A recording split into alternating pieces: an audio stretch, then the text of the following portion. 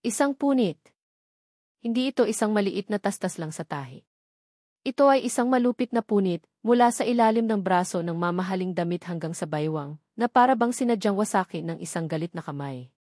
Napasinghap si Aliana de la Cruz, ang kanyang mga daliri ay nanginginig habang hinahaplos ang nasirang tela. Seda. Kulay tsampag. Nagkakahalaga ng 6 na buwang sahod niya. Ang damit na isusuot niya bukas sa sarili niyang engagement party. Napapikit siya ng mariin. Hindi ito pwedeng mangyari. Hindi ngayon. Ang bigat sa kanyang dibdib ay tila isang malaking bato. Ito ay higit pa sa isang damit. Ito ang kanyang baluti, ang kanyang uniforme para sa gabing iyon, ang gabi kung saan opisyal siyang ipakikilala bilang mapapangasawa ni David Illustre, ang nag-iisang anak ng SE ng Illustre Land Development Corporation. Ito ang tiket para sa operasyon ng kanyang ina. Ito ang katapusan ng kanilang mga utang. Ito ang simula ng isang buhay na matagal na niyang pinapangarap para sa kanyang pamilya. At ngayon, ang tiket na iyon ay may malaking punit sa gitna. Biglang tumunog ang kanyang cellphone, ang pamilyar na ringtone ay tila isang alarma ng sunog sa katahimikan ng kanyang maliit na apartment. Nakita niya ang pangalan sa screen, David. Huminga siya ng malalim, sinubukang pakalmahin ang nanginginig na boses bago sumagot. Hello? Lian, hey. Nakausap ko na si Dad. Confirm na darating yung mga board members bukas. So please, be at your best, alam mo na, everything has to be perfect, sabi ni David sa kabilang linya. Ang boses nito ay kalmado at makinis, tulad ng isang business transaction. Walang bakas ng pananabik, walang init. Naramdaman ni Lian ang unti-unting panlalamig sa kanyang tiyan. David, may problema. Problema? Anong problema? Huwag mo sabihing may kinalaman sa venue. O sa pagkain. Lian, pinag-usapan na natin to. Hindi, mabilis niyang pinutol. Yung damit ko. Isang sandaling katahimikan. Narinig ni Lian ang mahinang pag-type sa keyboard sa background ni David. Anong nangyari sa damit mo? Nasira. Punit. Malaki. Ang bawat salita ay parang hirap na hirap lumabas sa kanyang lalamunan. Hindi ko alam kung paano, basta nakita ko na lang. Ano? Paano nasira? May bahid na ng pagkainis sa boses nito. Lian, binili natin yan sa isang sikat na designer. Hindi yan basta-basta nasisira. Baka naman hindi ka lang maingat. Napalunok si Lian. Ang sisi. Laging nauna ang sisi. Hindi ko alam, David. Ang mahalaga, kailangan kong maghanap ng paraan. Hindi ko ito pwedeng isuot. Isang buntong hininga. Okay. So, anong plano mo? May backup ka ba? Lian, hindi ka pwedeng magsuot ng kahit ano lang bukas. This is a very important night for the company. Para sa atin. Para sa kumpanya. Para sa atin. Pero ang pagkakasabi nito ay parang para sa akin. Wala akong backup, mahina niyang sagot. Pero gagawa ako ng paraan. Promise. Huwag kang mag-alala. Good. Basta ayusin mo yan, okay? I have to go, may meeting pa ako. See you tomorrow. At Lian, dagdag nito bago ibaba ang tawag, don't be late. Click. Nakatitig lang si Lian sa kanyang cellphone. Walang okay ka lang ba? Walang itutulungan kita. Tanging isang utos na nakabalot sa isang peking pag-aalala. Ang bigat sa kanyang dibdib ay lalong bumigat at ngayon ay may kasama na itong kirot ng pag-iisa. Kinabukasan, sa opisina, ramdam niya ang pagod. Halos hindi siya nakatulog. Naghanap siya online buong gabi, tumawag sa ilang mga botike, ngunit lahat sila ay kailangan ng ilang linggong abiso para sa isang formal na gown. Ang desperasyon ay gumagapang na sa kanyang sistema. Hisa, ayos ka lang ba? Tanong ni Tita Lorna, ang pinakamatandang admin sa kanilang department, habang nagtitimpla ng kape. Para kang pinagsakluban ng langit at lupa. Napabuntong hininga si Lian. May emergency lang po, tita. Yung damit ko po para mamaya nasira. Tinitigan siya ni Tita Lorna, pagkatapos ay ngumiti ito ng bahagya. Alam mo, may alam akong lugar. Hindi ito social. Luma na nga, pero ang gumagawa, he's a true artist. Sastre de Reyes ang pangalan ng talyer. Baka sakaling matulungan kanya. Isang maliit na sinag ng pag-asa ang sumilay sa puso ni Lian. Saan po yan, tita? Isinulat ni Tita Lorna ang address sa isang piraso ng papel. Sa may bandang Quezon City. Medyo luma na yung lugar, pero huwag kang mag-alala, kilala yan doon. Hanapin mo lang si Marco. Matapos ang trabaho, hindi na nag-aksaya ng oras si Lian. Dala ang malaking paper bag na naglalaman ng nasirang damit, sumakay siya ng taxi papunta sa address na ibinigay sa kanya. Habang papalayo sila sa mga nagtataasang gusali ng Makati at papasok sa mas tahimik at makalumang mga kalye ng Quezon City, unti-unti siyang kinakabahan. Paano kung hindi siya tanggapin? Paano kung hindi kayang ayusin? Nang sa wakas ay natagpuan niya ang lugar, napahinto siya sa tapat nito. Ang Sastre de Reyes ay hindi isang modernong shop. Ito ay isang maliit na pwesto na may malaking salamin sa harapan at isang antigong kahoy na karatula. Mula sa labas, kitang-kita niya ang loob, mga rolyo ng tela na nakaayos sa mga estante, mga manikin na maisuot na mga damit na tila galing sa ibang panahon, at ang malumanay na liwanag mula sa isang solong ilaw sa gitna. Pumasok siya, at ang tunog ng isang maliit na kampana sa itaas ng pinto ang sumalubong sa kanya. Amoy ng lumang kahoy, sinulid at bagong plansang tela. Tahimik ang lugar, maliban sa isang pamilyar na tunog, ang ritmikong pag-andar ng isang makinang panahi. At doon, sa gitna ng lahat, nakaupo ang isang lalaki. Nakatalikod dito sa kanya, nakayuko sa makina. Malapad ang likod nito, suot ang isang simpleng puting t-shirt. Ang atensyon nito ay ganap na nakatuon sa telang ginagawa. Ang kanyang mga kamay ay gumagalaw ng may katiyakan at bilis, na para bang maisarili silang isip. Excuse me, mahinang sabi ni Lian. Tumigil ang makina. Dahan-dahang lumingon ang lalaki. At sa sandaling iyon, tila huminto rin ang paghinga ni Lian. Hindi siya yung tipong artistang gwapo. Mayroon siyang matalas na panga, mga matang seryoso at malalim, at buhok na medyo magulo na para bang hinaplos ito ng sarili niyang mga daliri sa gitna ng pagtatrabaho. May bahid ng pagod sa kanyang mukha, pero higit sa lahat, mayroon itong intensidad. Isang klase ng pag-aalab na hindi pa niya nakikita kahit kanino. Ano nang kailangan mo? Tanong nito. Ang boses niya ay medyo magaspang pero hindi bastos. Diresto lang. Inilahad ni Lian ang paper bag. Ako si Lian.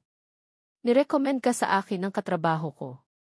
Sabi niya, baka matulungan mo ako. Kinuha niya ang damit mula sa bag at maingat itong inilatag sa ibabaw ng malaking kahoy na mesa. Tumingin ang lalaki, si Marco, sa damit. Hinawakan niya ang tela, sinuri ang punit. Hindi nagbago ang ekspresyon ng kanyang mukha, pero nakita ni Lian ang bahagyang pag-igting ng kanyang mga kilay. Seda to, mahal, sabi nito, hindi isang tanong kundi isang pahayag. Sagot ni Lian. Kailangan ko to para mamaya. Engagement party ko. Tumingin si Marco mula sa damit papunta sa kanya. Mamaya. Miss, hindi ito magic. Kailangan ng oras para ayusin to ng tama. Please, pagmamakaawa ni Lian at naramdaman niya ang pag-init ng kanyang mga mata.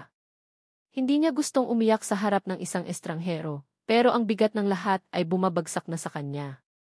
Kahit anong paraan. Babayaran kita kahit magkano. Sobrang importante lang talaga nito. Tinitigan siya ni Marco. Isang mahabang, tahimik na sandali. Tinitimbang siya, sinusuri ang kanyang sinseridad. Nakita ni Lian ang paglambot ng kanyang mga mata, isang bahagyang pagbabago sa kanyang seryosong mukha. Nakita niya ang pagod at desperasyon sa mga mata ni Lian, isang bagay na tila naintindihan niya. Bumuntong hininga ito, isang tunog ng pagsuko. Okay. Iwan mo yan. Babalikan mo bago mag-alas 6.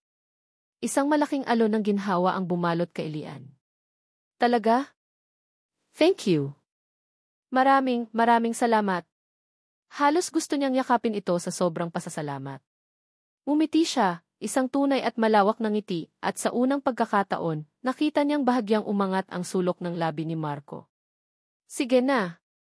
Marami pa akong gagawin, sabi nito, bumalik na ang tingin sa damit, pero ang tono niya ay hindi na kasing lamig ng kanina. Nagmamadaling umalis si Lian, ang puso niya ay gumaan. Sa sobrang pagmamadali at saya, hindi niya namalaya na may isang bagay na nahulog mula sa kanyang bag, isang maliit, makintab na card na gumulong sa ilalim ng mesa. Nang makaalis na si Lian, napansin ni Marco ang card sa sahig. Pinulot niya ito. Isa itong invitation card, elegante at simple. Binasa niya ang mga nakaukit na pangalan. You are cordially invited to celebrate the engagement of Aliana de la Cruz & David Illustre. Ang apelyido, Illustre. Parang may malamig na bakal na biglang tumusok sa kanyang puso. Ang bahagyang init na naramdaman niya kanina ay biglang naglaho, napalitan ng isang nagielong galit. Ang mga alaala ay bumalik na parang isang bagyo, ang umiiyak niyang ina, ang nawala ng pag-asang mukha ng kanyang ama, ang pangalang paulit-ulit na isinusumpa sa kanilang bahay. Illustre. Tinitigan niya ang pinto kung saan dumaan si Lian. Ang kanyang maamong mukha, ang kanyang desperadong mga mata, lahat ba iyon ay isang pagkukunwari? Isa sa kanila. Isa siya sa mga taong sumira sa kanilang pamilya. Dahan-dahan, ang mga daliri ni Marco ay kumuyom sa paligid ng invitation card. Ang papel ay nayupi at ang mukha niya, na kanina lang ay nagpakita ng bahagyang simpatsya, ay naging isang maskara ng matigas na bato at lumang puot. Ang papel sa kanyang kamay ay tila mailason. Hindi ito basta tinta sa isang mamahaling karton. Ito ay isang pangalan. Isang salitang binubuo ng 7 letra na kayang magpabuka ng mga lumang sugat at magpadugo sa mga ito na parabang kahapon lang nangyari. Illustre. Ang hangin sa loob ng talyer ay biglang naging mabigat at malamig. Ang bahagyang init na iniwan ng ngiti ni Aliana kanina ay ganap na naglaho, nilamon ng isang pamilyar na lamig na gumapang mula sa kanyang tiyan paakyat sa kanyang dibdib. Parang yelo. Parang lason. Tinitigan niya ang damit na nakalatag sa mesa. Ang kulay tsampag na seda ay hindi na mukhang elegante. Mukha na itong balat ng ahas, isang paalala ng panlilinlang. Ang babaeng iyon. Ang maamo niyang mukha, ang mga mata niyang puno ng sinserong pag-aalala, lahat ba iyon ay isang palabas? Isang perpektong pagkukunwari na natutunan niya mula sa pamilyang papakasalan niya. Kinuyom niya ang kanyang palad. Ang invitation card ay nayupi, ang mga letra ay nagusot. Sa isang mabilis na kilos, ibinato niya ito sa basurahan sa gilid. Ang tunog ng pagtama nito sa ilalim ng lata ay umalinggaw sa katahimikan, isang tunog na kasing tulis ng galit na namumuo sa loob niya. Napapikit siya at bumalik ang lahat. Hindi mga imahe ang bumalik kundi mga tunog. Ang mga tunog na pilit niyang binabaon sa limot tuwing gabi, pero laging bumabalik sa mga sandaling tulad nito. Ang mahinang pag-ubo ng kanyang ama. Hindi ito ordinaryong ubo. Ito ay isang tunog na pagod, basag, at puno ng alikabok mula sa mga telang hindi na nabenta. Ang tunog ng isang baga na unti-unting sumusuko. Ang malakas na paghalakhak mula sa speaker ng telepono. Ang boses ni Don Ricardo Illustre, mayabang at walang awa, habang sinasabi sa kanyang ama na wala ng saysay ang lumaban. Na ang kontrata ay sa kanila na. Na ang maliit na paggawaan ng tela ng mga reyes ay isang langgam na lang na aapakan niya. Ang pigil na paghikbi ng kanyang ina sa kabilang kwarto. Ang tunog ng isang pusong nadurog, ng isang babaeng pinapanood ang kanyang asawa na unti-unting maging anino ng sarili nito, kinakain ng stress at sama ng loob. Iyon ang mga tunog na bumuo sa kanyang pagkatao. Iyon ang mga anino ng kahapon na humulma sa pait na dala niya ngayon. Dinampot niya ang gunting mula sa mesa. Matulis. Malamig. Ang bigat nito sa kanyang kamay ay nagbigay sa kanya ng isang masamang ideya. Isang madilim na kasiyahan ang gumapang sa kanyang ugat. Aayusin niya ang damit. Aayusin niya ito sa paraang hindi nito mapapansin sa unang tingin, pero sa gitna ng party, sa ilalim ng mga ilaw, dahan-dahang bibigay ang mga tahi. Isang maliit na kahihiyan. Isang maliit na ganti para sa malaking kasalanang ginawa ng mga Illustre sa kanyang pamilya. Sinimulan niyang tanggalin ang mga sirang sinulid sa paligid ng punit. Ang kanyang mga kilos ay mabilis at agresibo, hindi na maingat at puno ng pasyon tulad ng dati. Bawat tusok ng karayom na pangtanggal ay parang isang patak ng kanyang galit. Para ito sa'yo, pa. Ngunit sa gitna ng kanyang madilim na plano, muling tumunog ang kampana sa pinto. Napakunot ang noo niya, inis na naistorbo. At doon, nakatayo si Aliana, may daladalang maliit na paper bag at isang iting medyo alanganin. Sorry sa abala, sabi nito, medyo nahihiya.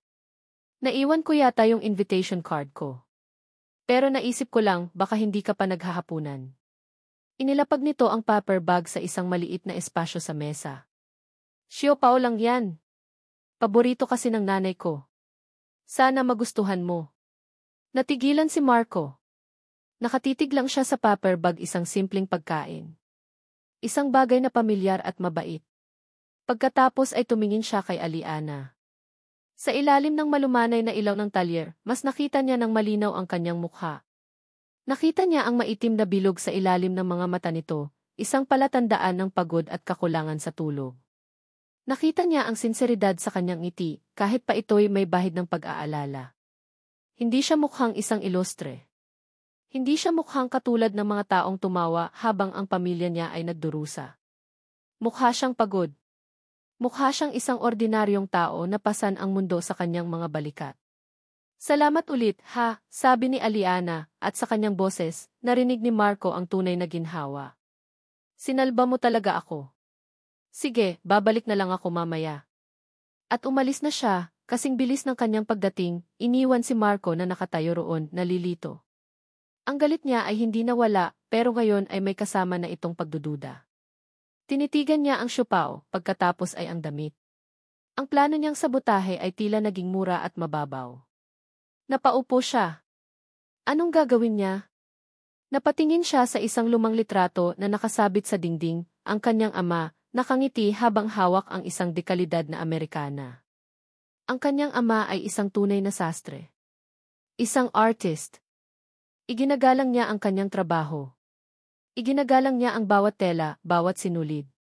Ang paggawa ng isang bastang produkto ay isang insulto, hindi lang sa kliyente, kundi sa sarili niyang pangalan. Sa pangalan ng Sastre de Reyes. Ang paghihiganti ba ay mas mahalaga kaysa sa dangal na ipinamana sa kanya? Ang paghihiganti ba ay magbabalik sa kanyang ama? Hindi. Isang bagong ideya ang nabuo sa kanyang isip. Isang ideya na mas matalas, mas may dignidad. Hindi niya sisirain ang damit. Sa halip, gagawin niya itong perpekto. Gagawin niya itong isang obra maestra. Bawat tahi ay magiging pulido. Bawat detalye ay magiging walang kapintasan. Gagawin niya itong pinakamagandang damit na nakita ni Numan. At kapag isinuot ito ng isang ilustre, malalaman niya, sa kaibuturan ng kanyang pusong puno ng galit, na ang babaeng iyon ay nagsuot ng isang bagay na puno ng kasaysayan, dedikasyon, at tunay na sining. Isang bagay na hindi niya kailanman maiintindihan ang tunay na halaga. Isang bagay na hindi siya karapat-dapat. Iyon ang magiging ganti niya. Isang tahimik na insulto na siya lang ang nakakaalam. Nagtrabaho siya ng walang tigil. Ang kanyang mga kamay ay muling kumilos ng may pasyon, pero sa pagkakataong ito ay isang madilim na pasyon. Isang determinasyong patunayan ang isang bagay na hindi nakikita ng mata. Eksaktong 6:00 ng gabi, bumukas ang pinto. Pumasok si Lian, ang mukha'y puno ng pag-asa at kaba. Tapos na, tanong nito, ang boses ay nanginginig sa pananabik. Hindi sumagot si Marco. Tahimik lang niyang kinuha ang damit mula sa manikin at maingat itong inilagay sa isang malinis na garment bag. Ang punit ay ganap na nawala, na para bang hindi ito kailanman umiral. Ang tahi ay perpekto, halos hindi makita. Nang makita ni Lian ang damit, napasinghap siya. Ang galing, parang bago. Hindi, mas maganda pa sa dati. Salamat. Maraming salamat. Kinuha niya ang kanyang wallet, pero pinigilan siya ni Marco. Okay na yan, sabi niya, ang boses ay malamig at walang emosyon. Inabot niya ang garment bag kay Lian. Ang ngiti sa mukha ni Lian ay bahagyang naglaho, napalitan ng pagkalito sa biglaang pagbabago ng kanyang pakikitungo. Sigurado ka? Gusto kong magbayad. Sinabi kong okay na, ulit ni Marco, ang kanyang mga mata ay nakatitig sa kanya, matigas at hindi mabasa. Kinuha ni Lian ang damit, medyo nag-aalinlangan. Sige, salamat talaga. Utang ko to sa'yo. Nagsimula na siyang maglakad palabas ng pinto, hawak ang kanyang damit na para bang ito'y isang tropeo. Bago siya tuluyang makalabas, nagsalita si Marco, ang kanyang boses ay mahina ngunit malinaw sa katahimikan ng talyer. Sana'y maging mas matibay ang pagsasama ninyo kaysa sa telang ito. Napahinto si Lian. Lumingon siya, ang mukha'y puno ng pagtataka. Hindi niya alam kung ito ba ay isang pagbati o isang insulto. Ngunit ang nakita lang niya ay ang likod ni Marco, na bumalik na sa kanyang makinang panahi na para bang wala ng ibang tao sa silid. Umalis si Lian na may dalang damit na perpekto at isang pusong puno ng hindi maipaliwanag na pagkalito at bahagyang kirot. Ang bulwagan ay naliligo sa ginintuang ilaw at sa mahinang tunog ng isang string quartet. Napapaligiran si Aliana ng mga taong ang halaga ng mga alahas ay katumbas ng 10 taong upa sa kanyang apartment. Bawat ngiti ay tila kinalkula, bawat tawa ay may tono ng negosyo. Ito ang mundo ni David. At ngayong gabi, opisyal na itong magiging mundo niya rin. Ngunit habang hawak ni David ang kanyang kamay, ipinapakilala siya sa mga kasosyo sa negosyo at mga maimpluwensyang tao. Pakiramdam ni Lian ay isa siyang mahusay na aktres sa isang entablado. Ang damit na ito, ang kanyang magandang damit, ay ang kanyang kasuotan. Everyone, this is Aliana, the fiance, sabi ni David sa isang grupo. Ang ngiti nito ay malapad at perpekto. And look at this dress. It screams elegance, doesn't it? She has excellent taste. Ngumiti si Lian, isang ngiting pinraktis niya ng paulit-ulit sa salamin kanina. Pinuri ni David ang damit, hindi siya. Tiningnan niya si David, na ngayon ay masigasig ng nakikipag-usap sa isang matandang lalaki tungkol sa stock market. Para kay David, isa siyang magandang palamuti sa kanyang braso, isang testamento sa kanyang tagumpay. Ang perpektong damit ay bahagi ng pakiting iyon. At sa isang banda, tinanggap na niya iyon. Para sa operasyon ng kanyang ina. Para sa kanilang kinabukasan. Lian. Bestie. You look absolutely stunning. Isang matinis at pamilyar na boses ang pumutol sa kanyang pag-iisip. Si Isabel Vicencio, ang kanyang matalik na kaibigan, ay papalapit, ang kanyang sariling mamahaling damit ay kumikinang sa bawat hakbang. Yinakak siya nito ng mahigpit. I'm so happy for you. Finally, official na. Salamat, Belle, sagot ni Lian na gumanti ng yakap. Si Isabelle ang anak ng isa sa pinakamalaking investor ng kumpanya ni Don Ricardo. Naging malapit sila dahil palagi silang magkasama sa mga event ng kumpanya. O iyon ang inaakala ni Lian. Oh and by God, your dress, bulalas ni Isabel. Tinitingnan siya mula ulo hanggang paa. Saan mo to nakuha? It's divine. Akala ko nasira. Mahabang kwento, sabi ni Lian, medyo gumaan ang pakiramdam dahil may nakakausap na siya. May nag-ayos. Isang sastre sa Quezon City. Wow, really? A simple tailor. Ang galing naman niya, sabi ni Isabelle, ngunit may kakaibang kislap sa mga mata nito na hindi maintindihan ni Lian. Habang nag-uusap sila, isang waiter ang dumaan na may dalang tray ng red wine. Sa isang iglap, isang lalaki ang tila aksidenteng kinabunggo si Isabelle, na siyang dahilan upang matapon ang laman ng kanyang kopita, diretso sa dibdib ng damit ni Lian. Oh is by God, sigaw ni Isabelle. Napasinghap si Lian, napatingin sa malaking pulang mansa na ngayon ay kumakalat sa kulay tsampag na seda. Ang lahat sa paligid nila ay tila napahinto. Naramdaman niya ang pag-init ng kanyang pisngi. Ang lahat ng mata ay nasa kanya, o sa halip, sa malaking pulang mansa sa kanyang perpektong damit. Nako, I'm so sorry, Lian, sabi ni Isabelle, puno ng pagkataranta. Kumuha ito ng table napkin. Diyos ko, kasalanan ko to, halika sa powder room, dali. Hinila siya ni Isabel papunta sa banyo. Habang pinupunasan nito ang mansa, na lalo lang nagpakalat dito, sinabi nito sa isang nag-aalalang boses, nakakainis naman. Ang ganda pa naman ng damit mo, kahit teka.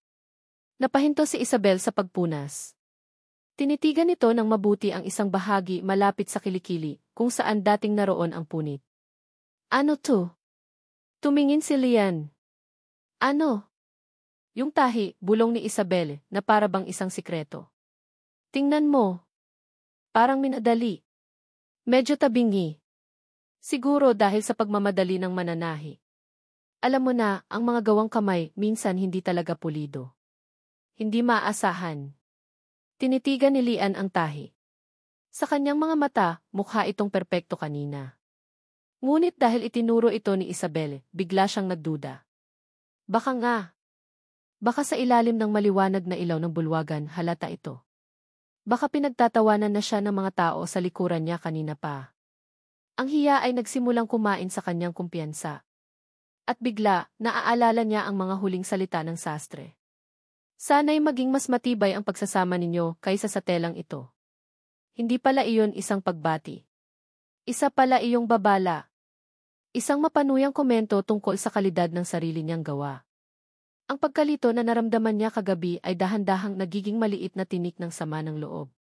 Bumalik sila sa bulwagan, si Lian ay pilit nang humingiti habang tinatakpan ng kanyang kamay ang mansa. Sakto namang umakyat si Don Ricardo Ilustre sa entablado para sa isang anunsyo. Tumayo si David sa tabi niya, hinila siya palapit, ang kamay ay nakapatong sa kanyang baywang. Magandang gabi sa inyong lahat, boses ni Don Ricardo, malakas at puno ng otoridad. Matapos ang ilang pagbati, ipinahayag niya ang malaking balita. Ikinagagalak kong ipaalam sa inyo ang aming pinakabagong proyekto. Ang Illustre Prime Commercial Center. Isang makabagong gusali na magbibigay ng bagong buhay sa isang lumang distrito sa Quezon City. Isang malakas na palakpakan ang umalingaw-ngaw. Ngunit si Lian ay hindi pumapalakpak. Ang kanyang puso ay tila huminto sa pagtibo. Isang lumang distrito sa Quezon City. Ang Sastre de Reyes. Nandoon yon. Ang lugar na tumulong sa akin sisirain nila. Ang ngiti sa kanyang mukha ay nanigas. Nakatingin siya sa magiging biyenan niya, na ngayon ay mukhang isang mananakop na nagdiriwang ng kanyang tagumpay.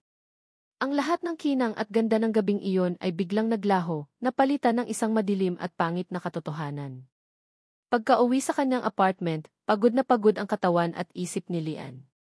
Hinubad niya ang damit na minsan niyang itinuring na kaligtasan. Ngayon, ito ay isang simbolo ng kahihiyan at pagdududa. Tinitigan niya ang pulang mansa, pagkatapos ay ang tahi na itinuro ni Isabelle. Tama ba si Belle? Minadali lang ba talaga ng sastre ang trabaho niya? Kaya ba napakalamig ng pakikitungo nito? Kaya ba ganoon ang sinabi niya? Dahil alam niyang hindi perpekto ang kanyang gawa? Ang sakit ng pagdududa, na pinalala ng hiya, ay mas matindi kaysa sa mansa ng alak. Kinuha niya ang kanyang cellphone. Kailangan niyang malaman. Kailangan niya ng sagot. Nag-type siya ng isang mensahe, ang kanyang mga daliri ay bahagyang nanginginig sa inis at pagkadismaya. Hi! Si Lian to, may napansin lang ako sa tahi ng damit. Medyo hindi pulido. Pinindot niya ang send, bago pa niya mapigilan ang sarili. Nakatitig siya sa screen, naghihintay. Pagkaraan ng ilang minuto, lumabas ang 3 tuldok na nagpapahiwatig na nagtatype ang kabilang linya. Humigpit ang hawak niya sa cellphone. At pagkatapos ay dumating ang sagot. 4 na salita na tumusok sa kanyang puso na parang isang matulis na karayom. You get what you pay for. Nabitiwan ni Lian ang kanyang cellphone. Tumama ito sa sahig na may mahinang kalabog. Napaupo siya sa gilid ng kama, nakatulala sa kawalan. Ang mga salitang iyon ay parang lason na kumalat sa kanyang sistema, pinapatay ang anumang natitirang pasasalamat na naramdaman niya. You get what you pay for. Libre. Walang bayad. Iyon pala ang ibig niyang sabihin. Ang gawa niya ay may katumbas na presyo, at dahil wala siyang ibinayad, isang trabahong hindi pulido ang ibinigay sa kanya. Ang lahat ng pag-aalinlangan na itinanim ni Isabelle ay biglang nag-ugat at namulaklak sa loob ng isang iglap. Ang hiya na naramdaman niya sa party ay bumalik, 10 beses na mas matindi.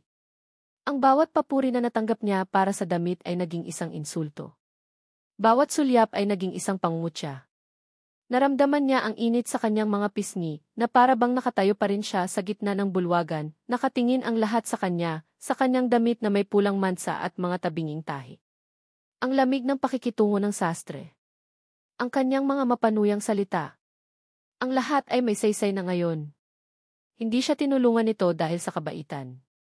Ginawa niya ito para pagtawanan siya. Dinampot niya ang damit mula sa sahig. Ang dating magandang seda ay parang papel de liha na ngayon sa kanyang mga kamay. Ang paghanga niya sa pagkakagawa nito ay napalitan ng galit. Pinunit niya ito. Hindi niya magawa. Kahit sa kanyang galit, isang bahagi niya ang hindi kayang sirain ang isang bagay na minsang nagbigay sa kanya ng pag-asa. Sa halip, tiniklop niya ito ng walang ingat at isiniksik sa pinakailalim na bahagi ng kanyang aparador, sa likod ng mga lumang damit na hindi na niya isinusuot.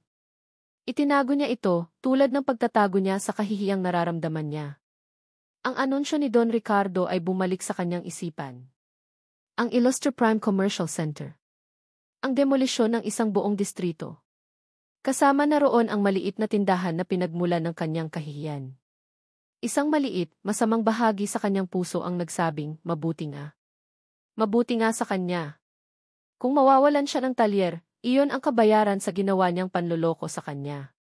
Ang pag-iisip na iyon ay nagbigay sa kanya ng isang mapait na kasiyahan, ngunit mabilis din itong napalitan ng pagkakasala. Hindi siya ganoong klase ng tao. Hindi siya nagagalak sa kapahamakan ng iba. Ngunit ang sakit ng pagkatisod ay sariwa pa. Ang sugat ay bukas pa. At sa gabing iyon, hinayaan ni Lian ang kanyang sarili na yakapin ang galit. Mas madali iyon kaysa harapin ang katotohanan na ang mundo na kanyang pinapasok, ang mundo ng mga ilustre, ay may kakayahang magwasak ng mga buhay at mga pangarap para lang sa isang bagong gusali. Mas madaling magalit sa isang sastre na nanakit sa kanyang damdamin kaysa sa isang sistema na mas malaki at mas nakakatakot. At sa gitna ng lahat ng ito, sa gitna ng galit, hiya at pagkalito, may isang bagay na malinaw kay Lian. Ang gabing dapat sana isimula ng kanyang pangarap ay naging isang bangungot. At ang magandang damit na dapat sana'y kanyang baluti ay naging isang kadena lamang na mas humigpit pa sa kanyang leg. Ang galit na nag-udyok kay Marco na isend ang mensaheng iyon ay unti-unti nang humuhupa at ang naiiwan ay isang mapait na lasa sa kanyang bibig. Isang bahagi niya ang nagsisisi sa kanyang kalupitan. Ngunit mas malaki ang bahaging nagsasabing dapat lang sa kanya iyon. Isa siyang ilustre. Ibinaba niya ang telepono at pilit na ibinalik ang atensyon sa telang nasa harap niya. Ngunit ang imahe ng mukha ni Lian, ang kanyang mga matang puno ng pag-aalala, ang kanyang sinserong ngiti nang iabot nito ang siopao, ay ayaw umalis sa kanyang isipan. Iwinaksi niya ito. Isang pagkukunwari. Lahat ng iyon ay pagkukunwari. Kinabukasan, ang teorya niya ay nagkaroon ng katibayan. Isang lalaking nakauniporme ang nag-abot sa kanya ng isang makapal na brown envelope. Sa labas, ang logo ng Illustre Land Development Corporation ay nakatatak na parang isang sumpa. Binuksan niya ito. Sa loob, ang mga salita ay malamig at walang pakiramdam, notice eviction. Binibigyan sila ng 30 araw para lisanin ang lugar upang bigyang daan ang progresibong pag-unlad. Ang pangalan ni Don Ricardo Illustre ay nakapirma sa ibaba, ang kanyang lagda ay tila isang aroganting pagngisi. Napahigpit ang hawak ni Marco sa papel. Ang kanyang mga buto sa daliri ay namuti. Ito na. Ang kinatatakutan niya. Ang huling pamana ng kanyang ama, ang Sastre de Reyes, ay gusto nilang gawing abo. Hindi nagtagal, kumalat ang balita sa kanilang maliit na komunidad. Nagtipon sila sa labas ng tindahan ni Marco, si Mang Tonyo ng karinderya, si Aling Flor ng flower shop, ang may-ari ng lumang barberya. Ang kanilang mga mukha ay pinaghalong takot at galit. Anong gagawin natin, Marco? Tanong ni Aling Flor, ang kanyang mga mata ay nangingilid sa luha. Dito na ako lumaki. Dito ko na itinaguyod ang mga anak ko. Lalaban tayo, sabi ni Marco, ang kanyang boses ay matigas at puno ng determinasyon na hindi niya naramdaman. Hindi tayo papayag na basta na lang nila tayong paalisin. Mag-organisa tayo. Magpoprotesta tayo. Naging sentro si Marco ng kanilang maliit na pag-aalsa. Siya ang gumawa ng mga banner. Siya ang nakipag-usap sa isang pro bono na abogado. At sa gitna ng isang mainit na hapon, habang nagpupulong sila sa kalsada, isang pamilyar na tao ang kanyang natanaw. Si Aliana de la Cruz. Nakasuot ito ng simpleng blusa at pantalon, pero kahit sa layo, kitang-kita pa rin ang kalidad ng kanyang damit. Dala niya ang kanyang mamahaling bag para siyang isang anghel na napadpad sa gitna ng mga naghihirap na kaluluwa. At sa paningin ni Marco, isa siyang buitreng naghihintay na kainin ang kanilang mga labi. Anong ginagawa niya rito? Bulong ni Mang Tonyo. Baka espiya, sagot ng isa pa. Lumapit si Lian sa kanilang grupo, ang kanyang mukha ay puno ng pag-aalala. Magandang hapon po. Ako po si Lian. Narinig ko po ang tungkol sa proyekto at gusto ko lang po sanang malaman kung paano ako makakatulong. Tumawa si Marco, isang tawang walang saya. Makatulong? Paano ka makakatulong, Miss de la Cruz? Sa pamamagitan ng pagbibigay ng report sa client mo kung gaano kami kadesperado. Napatingin sa kanya si Lian, ang kanyang mga mata ay nanlaki sa gulat at sakit. Hindi. Hindi yan totoo. Gusto ko lang talagang ni. Gusto mong ano, hamon ni Marco, humakbang siya palapit. Gusto mong makita mismo ang mga buhay na sisirain ng pamilya ninyo. Para mas masarap ang tulog ninyo sa gabi? Hindi namin kailangan ng awa o tulong mula sa isang ilustre. Hindi ako pumarito bilang isang ilustre. Giit ni Lian, tumaas ang kanyang boses. Pumarito ako bilang isang tao na nakakaintindi na mali ito. Talaga? Kung ganon, bakit hindi mo sabihin sa client mo na itigil to? Bakit hindi mo sabihin sa magiging biyanan mo na tigilan na ang pagiging gahaman? Ang bawat salita ni Marco ay may kasamang laso ng mga taon ng sama ng loob. Bago pa makasagot si Lian, isang-isa pang kotse ang huminto sa di kalayuan. Bumaba mula rito ang isang babaeng nakasuot ng mas mahal pang damit, si Isabelle. Lian. Bestie. Andito ka lang pala. I was so worried, sabi nito, lumapit at inakbayan si Lian na parabang ito ang kanyang tagapagtanggol. Pagkatapos ay lumingon ito sa mga residente na may isang matamis at maawaing ngiti. Nako, nakakaawa naman po kayo. Narinig ko rin po ang tungkol dito. That's why I'm here. Ang tatay ko po ay isa sa mga investors ng Illustre Corp. Kakausapin ko po siya. I will do in my best to help you. Ang mga mukha ng mga residente ay biglang nagkaroon ng pag-asa. Talaga po, ma'am, tanong ni Aling Flor. Of course, sagot ni Isabel, ang kanyang boses ay puno ng peking simpatsya. Tumingin ito kay Marco na parabang ito ay isang langaw na kailangang patayin. At ikaw, sir, sabi nito, hindi mo dapat sinisigawan ang kaibigan ko. She was just trying to help. Huwag mong idamay ang inosenteng tao sa galit mo. Napatanga si Marco. Ang galing ng babaeng ito. Sa ilang salita lang, nagmukha siyang isang masamang loob na naninigaw ng isang iinosenteng ibabae. Si Lian ay naging biktima. At si Isabelle ang tagapagligtas. Tiningnan niya si Lian na ngayon ay nakayuko, mukhang nasasaktan at nalilito. Magaling. Isang magandang palabas. Ang kanyang hinala ay tumibay. Magkasabwat ang dalawang ito. Isang perpektong good cop, bad cop routine. Nagsimulang mag-disperse ang mga tao, karamihan ay lumapit kay Isabelle, nagpapasalamat. Naiwan si Marco na nag-iisa, ang galit niya ay mas lalo pang umigting dahil sa kawalan ng magawa. Habang paalis na ang mga tao, natapilok si Lian sa isang hindi pantay na bahagi ng kalsada. Nawalan siya ng balanse at tila babagsak. Sa isang kilos na hindi niya pinag-isipan, sa isang reflex na mas mabilis kaysa sa kanyang galit, iniunat ni Marco ang kanyang kamay at hinawakan ang braso nito upang saluhin siya. Sa sandaling nagdikit ang kanilang mga balat, isang pamilyar na kuryente ang dumaloy sa pagitan nila. Ang init ng kanyang balat, ang biglaang paglapit ng kanilang mga mukha. Nagkatinginan sila, isang segundo lang pero parang isang oras.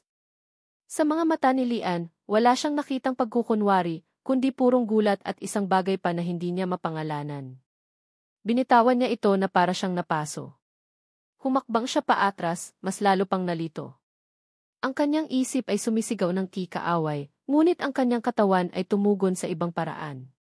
Umalis si Lian at Isabel. Iniwan si Marco na nakatayo roon, ang pakiramdam ng braso ni Lian ay nakatatak pa rin sa kanyang kamay. Nang gabing iyon, sa loob ng talyer, umulan ng malakas. Ang bawat patak sa bubong ay tila isang paalala ng kaguluhan sa kanyang isipan. Sinubukan niyang mag-drawing, mag-sketch ng isang bagong disenyo para makalimot, pero ang kanyang mga kamay ay hindi sumusunod. Ang isip niya ay naglalakbay sa pagitan ng notice of eviction, ng peking ngiti ni Isabel, at ng kakaibang kislap sa mga mata ni Lian nang hawakan niya ito. Napatingin siya sa bintana, sa madilim at basang kalsada. At doon, sa ilalim ng post ng ilaw, nakita niya siya. Si Lian. Nakatayo mag-isa, may hawak na payong. Hindi ito gumagalaw. Nakatitig lang ito sa kanyang tindahan. Ang kanyang postura ay puno ng pag-aalinlangan na para bang may gusto siyang sabihin, ngunit pinipigilan ng isang hindi nakikitang pader. Pinanood lang siya ni Marco mula sa loob, sa likod ng salamin na puno ng mga butil ng ulan. Hindi siya lumabas. Hindi niya binuksan ang pinto. Hinayaan niya lang ang salamin at ang ulan na maging hadlang sa pagitan nila, habang ang kanyang puso ay nag-aaway sa kung ano ang totoo at kung ano ang kasinungalingan. Ang ulan ay tumila na, ngunit ang lamig ay nanatili sa mga buto ni Lian habang siya'y naglalakad palayo sa Sastre de Reyes. Hindi siya kumatok. Hindi siya nagsalita. Naduduwag siya.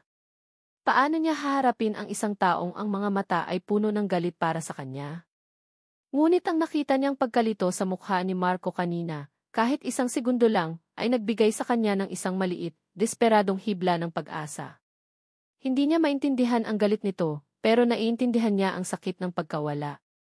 At ang ideya na mawawala ang lugar na iyon, ang tanging lugar sa mundo ni David na nakitaan niya ng tunay na sining at kaluluwa, ay hindi niya matanggap.